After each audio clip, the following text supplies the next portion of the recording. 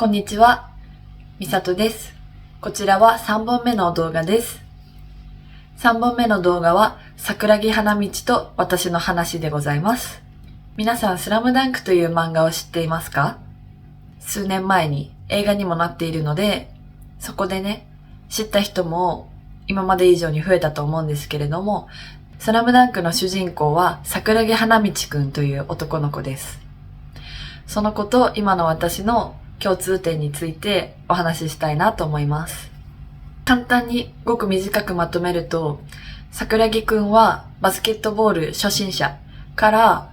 高校に入って素敵なね、春子さんという女の子に好かれるためにバスケを始めるんですよ。で、桜木花道くんはバスケ素人で初心者だけど、そこから急激な成長を見せて全国大会で活躍するっていうのが大まかなストーリーなんですけど、桜木くんの一つすごいところ、強さって、例えば全国大会優勝とか全国大会3連覇中の超強豪校に挑むってなった時に、それがどれくらい難しいかっていうことがわからないっていうことが強さだと思うんですよ。何か大きな夢とか目標を掲げたとして、その長年やってきた人とか、その世界に詳しい人は、それはとても難しいことだよとか、お前には無理だよとか、私にはできないとかって思うんですけど、その世界に出会ったばかりの素人とか初心者の人って、その目標の難しさとかがわからないんですよ。わからないから難しいとも思わないし、できないっていう不安にもならないんですよ。それが一つの強さだと思ってて、例えばずっとちっちゃい頃からバスケをやってて、バスケの情報にも詳しくて、高校バスケ界にはこういう高校があって、この人たちに勝つのがどれくらい難しいかとか、この人たちの凄さとかを知り尽くしてたら、簡単にその目標、その高校を破るとかっていうことは、口で言えたり、目標として掲げることはできても、心の底からそれができるっていうふうには思えないことが多いと思うんですよ。WBC でね、大谷翔平さんが、アメリカに憧れるのはやめてっていうふうに言ったのともうちょっと近いと思うんですけど、その素人ゆえに難しさとか凄さがわからないっていう、それが今の私にも言えることで、私、今目標とかやりたいこととか、叶えたいこととかいろいろあるんですけど、それが、どれくらい難しいのかとか、どれくらい可能性があることなのかとかが全然わからない。それがめちゃめちゃいいなって思います。それが、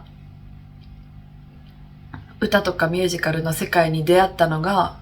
遅かったことの一つの利点だなって思います。例えば帝国劇場がどれくらいの歴史があってどれだけ偉大な人が出てきたのかとか、